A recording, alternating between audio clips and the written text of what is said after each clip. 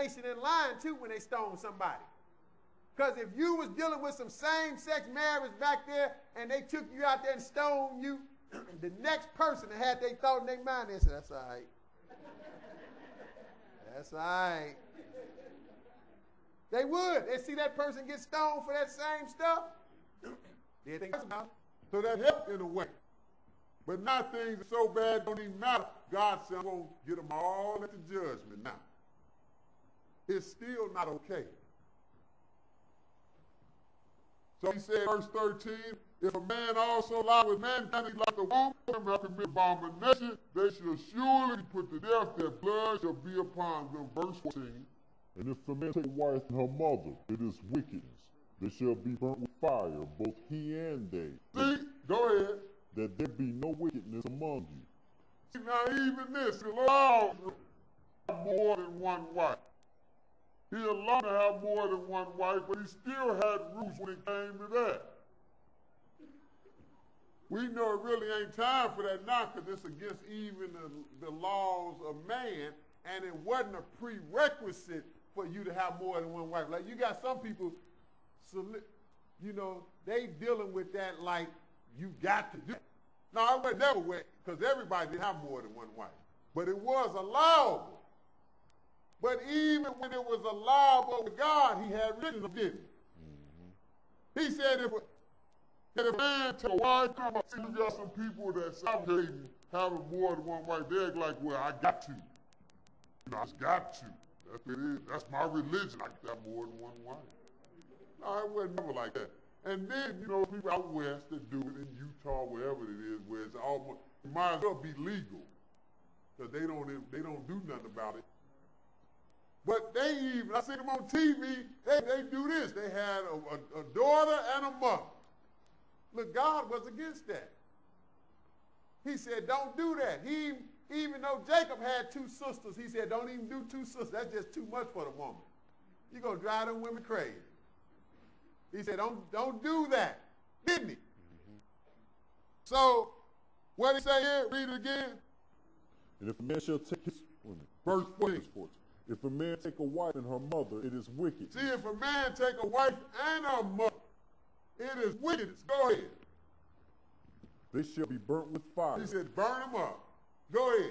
Both he and they. Both, even the two women had to be burnt. That was somebody. Go ahead. That there be no wickedness among you. See, we're going to get rid of all the wickedness. We're going to set it on fire where it be clean. And again, if another man was thinking that, yeah, I like to sleep with my wife's mother or with my wife's daughter. If he was thinking that and he saw 3 people here get burned, I bet you would have gotten that thought. Go ahead. And if a man lie with beasts, he shall surely be put to death, and he shall slay the beast. See, everything God is covering this, isn't it? Verse 15, if a man lie with a beast, it was a wage for that, and that was death, wasn't it? If a man lie with a beast, he shall surely be put to death. Ye shall slay the beast. See, when you that shows you God know about everybody everywhere. Because most people that grow up in the city, you don't really be thinking along those lines unless you sat there and got drunk one night and started looking at your dog. I know some of y'all probably did that. But ordinarily, you're not around animals like that. So you don't think that. But when I went to some farmland, it really shocked me because I come from the city. I went to some farmland. I'm in Iowa. I mean, the guy was talking about sheep like it was a woman. Oh, that sheep was good last night. So that shows you, I never would have thought of that, but that shows you God know what everybody is capable of. I never would have realized that went on until I went there. But God realized it a long time ago, didn't he? So he said, if a man lie with a beast, he shall surely be put to death. And guess what else? What he said at the end of that 15th verse? And you shall slay the beast. You got to kill the animal, and he ain't even started. The man get killed, and you got to kill the beast too. Go ahead. And if a woman approach unto any beast. Now, you know, Even on the female side, it's vice versa for both sexes. If a woman do that, now a woman might not just even, they just start enticing the beast. That's laying down playing with him. The beast got to end up doing it. He said, if a woman approach unto any beast, go ahead. And lie down thereunto. Thou shalt kill the woman. He said, kill the woman, go ahead. And the beast. And the beast, go ahead. They shall surely be put to death. Their blood shall be upon them. See, this stuff go on still to this day. Had some stuff in the paper. In them farmlands. They didn't even have no laws like this in the town, but what they got them for kidnapping an animal or something like that. Because man was going in people's barns. But go ahead. And if a man shall take his sister, his father's daughter, or his mother's daughter, and see her nakedness, and she see his nakedness, it is a wicked thing. It's a wicked thing. Go ahead. And they shall be cut off in the sight of their people. He hath uncovered his sister's nakedness. See, go ahead. He shall bear his iniquity. See, it's a way for all of this. Verse 18. And if a man shall lie with a woman having her sickness, and shall uncover her nakedness, he hath discovered her fountain, and she hath uncovered the fountain of her blood, and both of them shall be cut off among their people. The Lord was covering even on the menstrual cycle.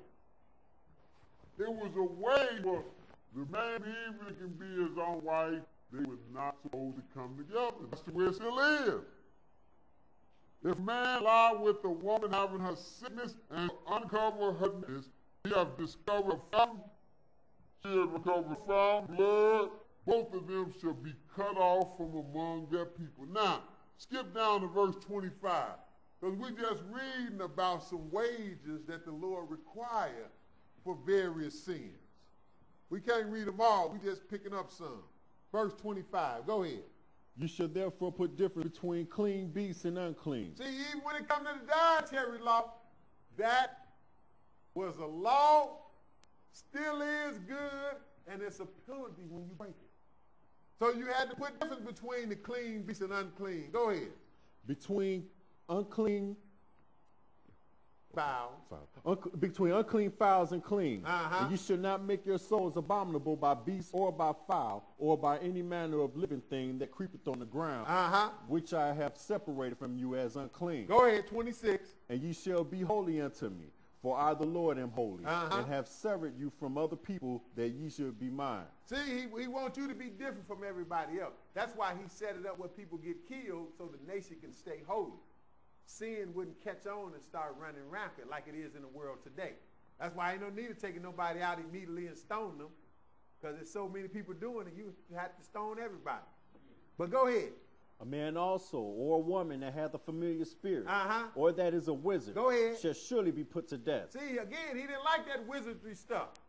He didn't like this witchcraft and wizard stuff. So he told you don't go seeking after them, trying to get some information from them, and if you one of them, you was in trouble as well. A man also, a woman that hath a familiar spirit, or that is a wizard. That means they operating by the power of the devil. They might even have some, get a little power and do some tricks. But it's from Satan the devil. He says, shall surely be put to death. Go ahead. They shall stone them with stones. Their blood shall be upon them. See, stone them with stones. So that's some serious stuff, right? Let's look at something else. Go to Numbers 15. Flip over to the next book. Numbers 15. Numbers 15.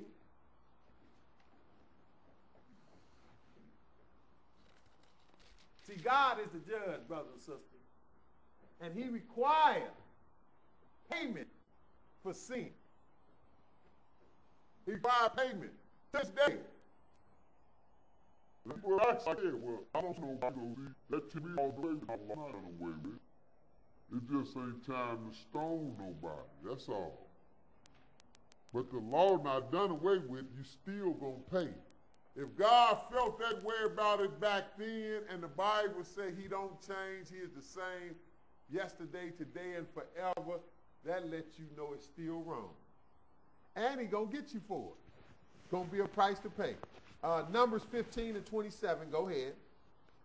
And if any soul sin through ignorance, then he shall bring a she-goat of the first year for a sin offering. See, the only way you can escape without getting the knucklehead was for it to be through ignorance, and you still had to pay, right? That was the only way. He said if a soul sinned through ignorance again, just like we read, he had to bring a she-goat of the first year for a sin offering, 28. And the priest shall make an atonement for the soul that sinneth in ignorance. When he sinneth by ignorance before the Lord, to make an atonement for him, and it shall be forgiven him. See, that's in ignorance. So even in ignorance, you have to pay. Go ahead. You shall have one law for him that sinneth through ignorance, both for him that is born among the children of Israel, and for the stranger that sojourneth among them. See, and you had to be fair. You couldn't persecute the stranger. You know, he do something in ignorance, and you charge him something higher. No, it was one law for everybody. Verse 30. But the soul that doeth all presumptuously, whether he be born in the land or a stranger, the same reproacheth the Lord, and that soul shall be cut off from among his people. See, but now, if it wasn't ignorance, if you just willingly going against the Lord, breaking his commandments, or sinning, which is what it is, he said, that same reproaches the Lord, that's the one died. Just like we read about a lot of people, he said, kill them, right? Take them out, stone them, burn them, however, get rid of them. We read that, right? Yep. Why? 31. Because he hath despised the word of the Lord. See, he despised the word of the Lord. Go ahead. And hath broken his commandments. See, and you broken his commandments. See, you knew better. There's no way you could be laying in bed with another man's wife and say, plead ignorance on that, can you? You can't even say that. The man come in there, you going to run before you even get there, ain't you? So ain't no way you can plead ignorance. Yeah, because if it was ignorant, the man come, you just stay right there. Hey, what's up, guy? But you know that's showing. Ain't no way you can plead ignorance on that. He say, because he hath despised the word of the Lord and hath broken his commandment. Go ahead. That soul shall utterly be cut off. His iniquity shall be upon him. See, he said he'd be cut off. His iniquity is going to be upon him. Now we're going to even see a live example of this. God wasn't playing. Go ahead, 32. And while the children of Israel were in the wilderness, they found a man that gathered sticks on the Sabbath day. Oh, now this man wasn't doing nothing but gathering some sticks on the Sabbath day. That seemed like a small offense, don't it?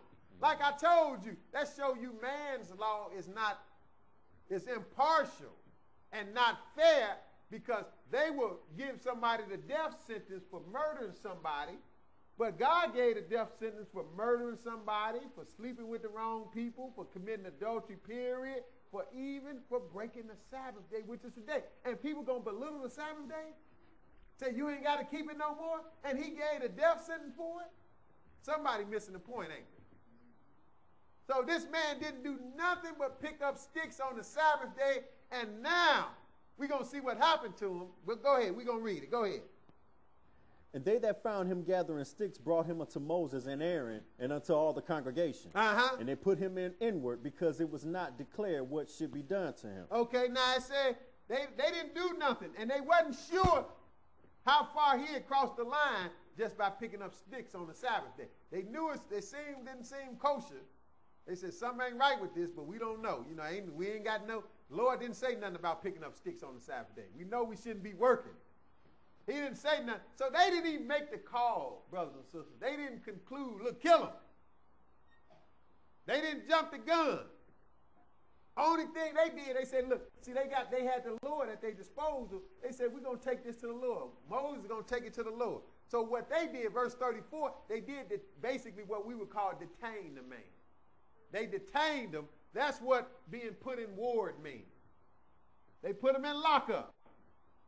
Verse 34, they put him in ward because it was not declared what should be done to him. They didn't know if he's going to just get off with a fine, right? They didn't know. They didn't make the call. I'm glad they didn't, because it shows you how the Lord think about it again. Go ahead, 35. And the Lord said unto Moses. What the Lord said to Moses. Now, Moses didn't make the call, did he? Nope. This came directly from God, and this God was Jesus. Most people don't know it. And just to back it up, we're going to show you what Jesus think about stuff like this in the New Testament. But the Lord said unto Moses, what? The man shall be surely put to death. Surely, no doubt about it. For picking up sticks on the Sabbath day, that shows you the Sabbath day is no joke, is it? The man shall surely be put to death, God told Moses. Go ahead. And all And all the congregation brought him without the camp and stoned him with stones. Now, finish 35. All the congregation shall, and the Lord said unto Moses, the man shall surely be put to death. All the congregation shall stone him with stones without the camp. See, he told Moses what to do. Everybody stone this man to death. Take him out there and stone him. Don't do it over here, Moses. Take him over there. Stone him to death outside.